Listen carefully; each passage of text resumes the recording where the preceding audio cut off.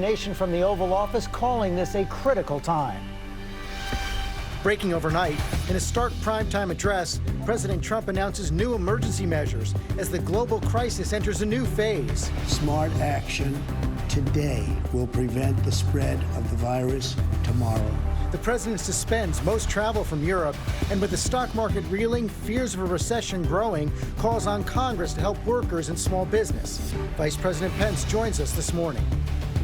This after a top health official warning that the virus is 10 times deadlier than the flu. Bottom line, it's going to get worse. Hard hit Seattle shutting down its public schools for at least 2 weeks. St. Patrick's Day parades across the country canceled. Hospitals putting up emergency tents, bracing for the worst. And overseas, Italy offering an ominous warning. That nation's hospitals already buckling under the pressure of Europe's worst outbreak. As many cities and states here now cancel large gatherings, the NBA suspending its season until further notice. And Dallas Mavericks owner Mark Cuban's jaw dropping when he got the news courtside. The game in Oklahoma last night called off right before tip-off after a Utah Jazz player tested positive. The game tonight has been postponed. Fans evacuating the stadium. Tom Hanks and his wife Rita Wilson reveal they are infected. Their message from Australia as the world scrambles and comes together to fight this new threat. Our team is covering all the angles on this global health emergency. Live in Times Square, this is Good Morning America. And Good Morning America, thank you all for joining us this morning. And as we come on the air this morning, it is clear we're in a news phase of this coronavirus crisis. The president made that very clear last night, calling it a critical time. Because worldwide, the number of cases tops more than 120,000. And the World Health Organization officially declared this outbreak a pandemic, which is defined as the global spread of a new disease. And the group said it's using this wording because of the alarming level of spread and severity and the alarming level of inaction. That's right. And here's what we know right now about the situation here in the United States. There are more than 1,300 cases across the country in 44 states and Washington, D.C. That's going to grow. The death toll is now reaching at least 37, and at least 19 states have declared a state of emergency. Hospitals are racing to prepare for the situation to escalate, setting up tents outside for treatment. Airports taking action after a JetBlue passenger landing in Florida tested positive for coronavirus overnight, and the NBA suspended all games. And there are real concerns this morning about the economy. The Dow plunging after 11 years of climbing. Overnight, as we said, President announcing those new travel restrictions, proposing relief to help boost the economy while raising several new questions. We're going to get to all that with Vice President Pence coming up. We do have full team coverage of this growing global crisis, starting at the White House with Cecilia Vega. Good morning, Cecilia. Robin, good morning to you. After initially minimizing the impacts of the coronavirus, President Trump is now calling this a horrible disease, saying that Americans need to take every precaution to stay safe. In an Oval Office address to the nation, President Trump promising what he called tough but necessary action to combat the coronavirus, taking the extraordinary step of limiting travel between the United States and Europe for the next 30 days. Smart action today will prevent the spread of the virus tomorrow.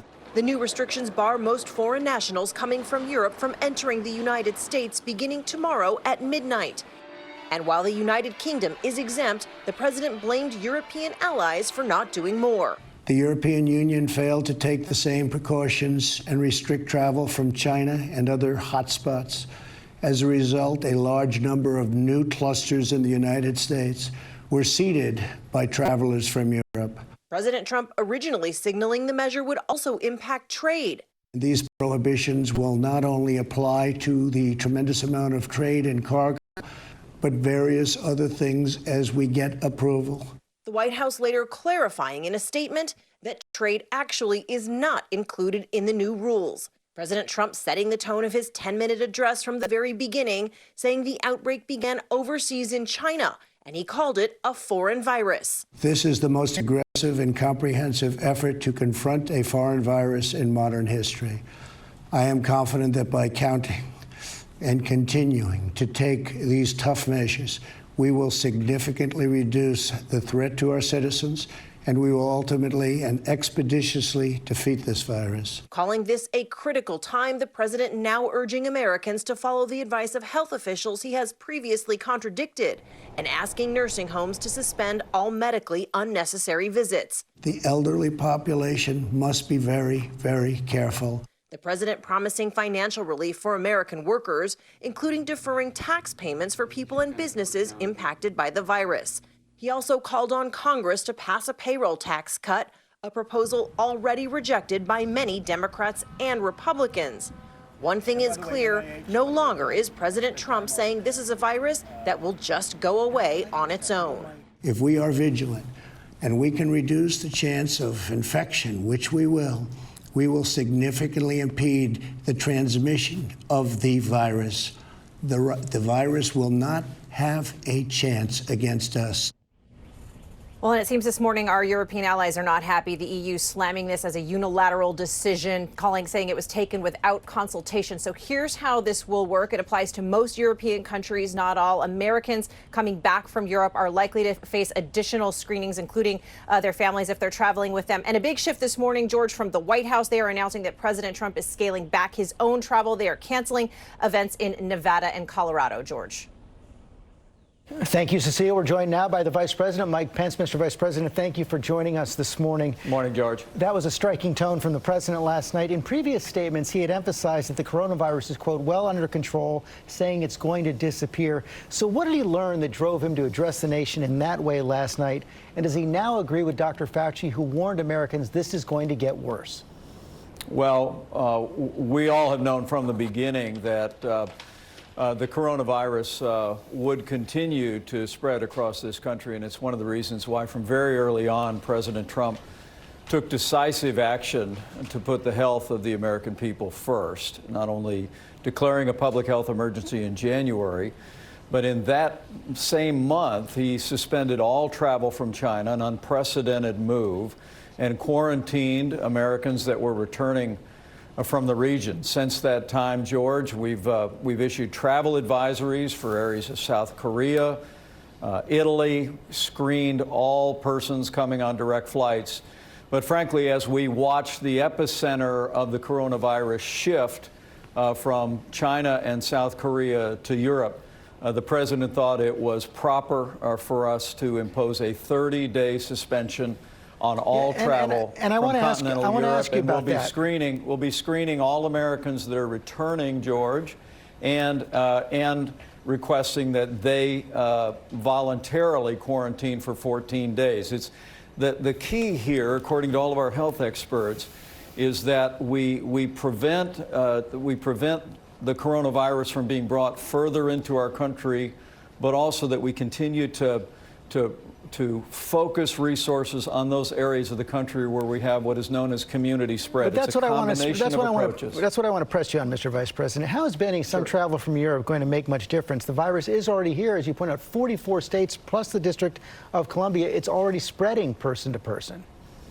Yeah, it's a fair question, but the reality is that really just 2 weeks ago in Italy there were less than 500 cases, and now there's 12,000 cases in Italy, George. We have tens of thousands of people that travel to the United States from Europe every day. 70% of new cases in the world were in Europe. And when we looked yesterday at what was then the 35 states where we had cases, about 30 of them could be traced to contacts with Europe. And so the president again made another unprecedented decision in suspending all travel from Europe, because we essentially want to stop the flow of people bringing the coronavirus here, but then continuing to surge resources, particularly into California, Washington State, New York, and other communities where we've seen community spread. It's a combination of efforts. It's being driven by the top health experts in the world on our task force. But the president showed again yesterday a willingness to take decisive action on multiple levels to protect the American people. The president said last night that the health insurance industry agreed to waive all co-payments for coronavirus treatments. Is that accurate? Because previously they had only extended it to coronavirus testing. We met last week with all the top health insurance companies, and I know how grateful the president was that those health insurance companies agreed to waive all copays on testing. We don't want any American to be concerned about the cost of getting testing, George. So not treatments. We also added they haven't waived the Medicaid copayments for treatments. and Medicare. Well, we also are making sure that Medicaid and Medicare cover the treatment for anyone who contracts the coronavirus. And health insurance companies also are working with us to include that treatment as well in health insurance coverage. So we're making steady progress. We're going to continue to make a very clear message to Americans that if for any reason you believe you've been exposed to the coronavirus or you have symptoms, we don't want people to be worried about the cost of testing, to be worried about the cost of treatment. And also relatedly, George, as the president made clear last night, we're working with Congress and exploring actions the president can take to make sure that hourly wage earners know that you can stay home without risking losing a paycheck or losing your job if you feel that you've been exposed to the coronavirus. As the president said, it's a critical time. Mr. Vice President, thanks for your time this morning. Thank you, George. Just want to clarify something on that last point. The health insurance industry spokespeople did say overnight that they are covering testing but not treatments on the copays. I'm glad you cleared that up. Yeah, big difference. Yeah. All right, thank you, George. And the markets, they're coming off a huge downturn as fears of a possible recession grow. Rebecca Jarvis is outside the New York Stock Exchange with the economic impact of the president's address. Good morning, Rebecca.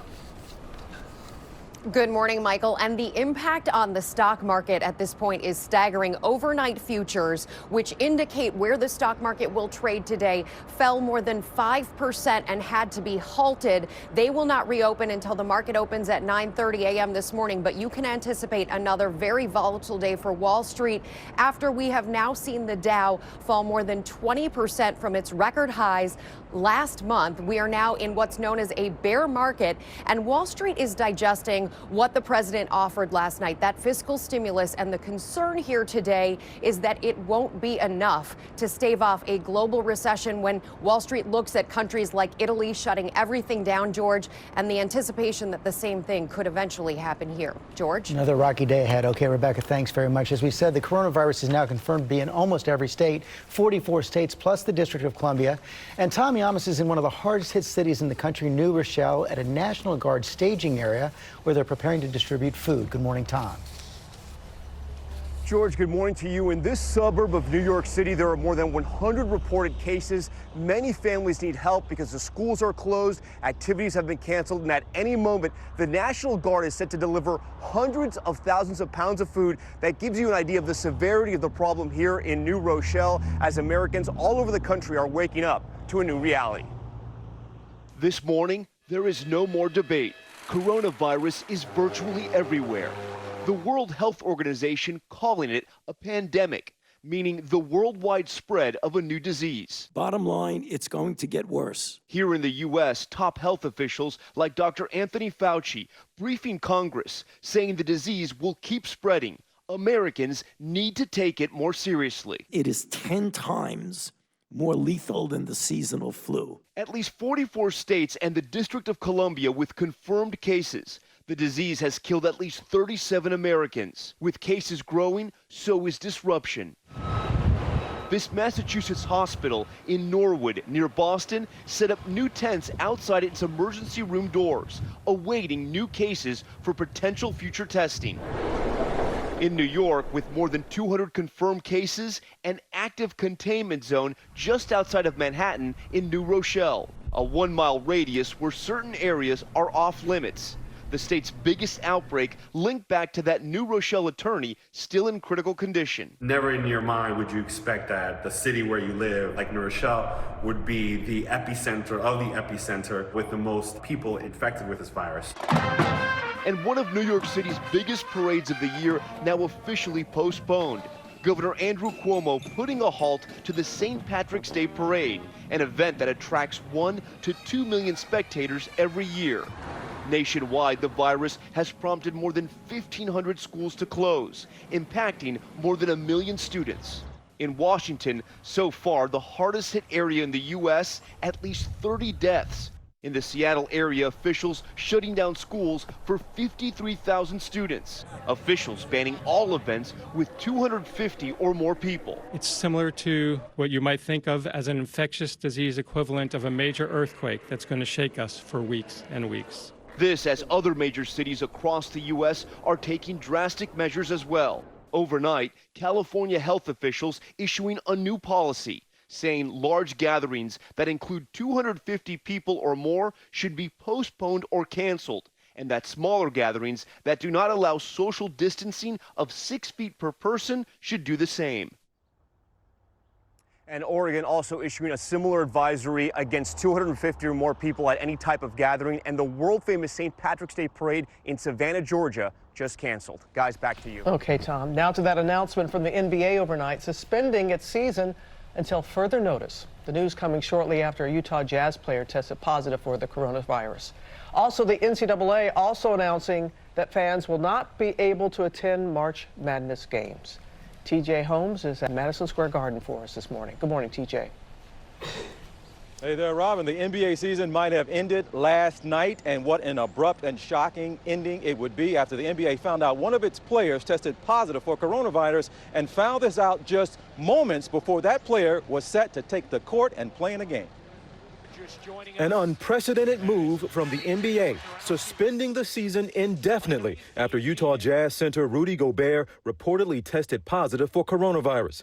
The NBA discovered Gobert had tested positive moments before the Jazz and the Oklahoma City Thunder were set to tip off. The game tonight has been postponed. You are all safe. And take your time in leaving the arena tonight. According to ESPN, the Jazz will be quarantined in Oklahoma City for now, while Oklahoma City players were sent home. The NBA is getting updated information minute by minute like the rest of us, and the scope and the width and the breadth of this and what scientists are recommending has really shifted every few hours. In a statement, the Jazz write, a player tested negative for influenza, strep throat, and an upper respiratory infection. In a precautionary measure, the decision was made to test for COVID-19. A preliminary positive result came back. And earlier in the week, after being asked about the outbreak at a press conference, Gobert appears to jokingly touch all of the tape recorders and microphones on his way out the door. These games tonight are going to finish, and then that's where the hiatus will start. You could 4 other games last night were allowed to finish, including the Denver Nuggets facing the Dallas Mavericks, with owner Mark Cuban in attendance as the news broke. And it's not within the realm of possibilities. It's just, it seemed more like out of a movie than reality. Now, there are about 5 teams that the Utah Jazz played over the past 10 days. Those teams have been asked to self-quarantine as well. Guys. Wow, what a huge development right That there. is. Sure is. We're going to have a lot more on this emergency coming up. It's hitting Hollywood now. Tom Hanks has revealed that he and his wife Rita Wilson have tested positive.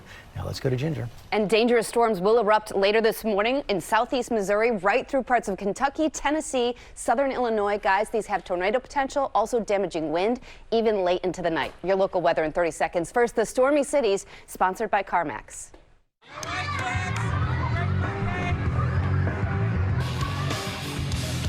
You'd do anything to get rid of this car. But who'd buy it with a CD changer that's stuck playing Limp Bizkit over and over and over?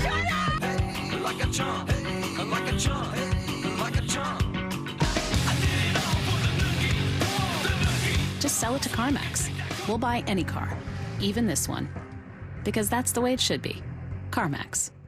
A mixture of clouds and sunshine today, though we'll lean more on the clouds than the sunshine. A little higher temperatures than yesterday, 47 degrees out the door, pickup time for the kids, 53 at recess time, 62 this afternoon. And tomorrow is going to be a warm day, but with that warmth, early tomorrow morning, we're in weather alert, storm watch 7, 2 a.m. to 7 a.m. Some high rain, some lightning, but also the possibility of an isolated tornado or 2. So make sure you've got your notifications turned on that Storm Watch 7 weather app. Cooler weekend, chance of showers early Sunday morning.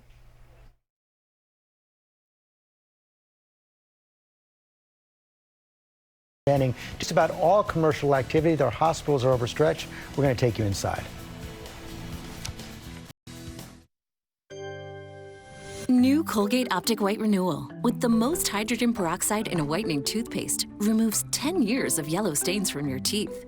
That's like all the way back to 2010.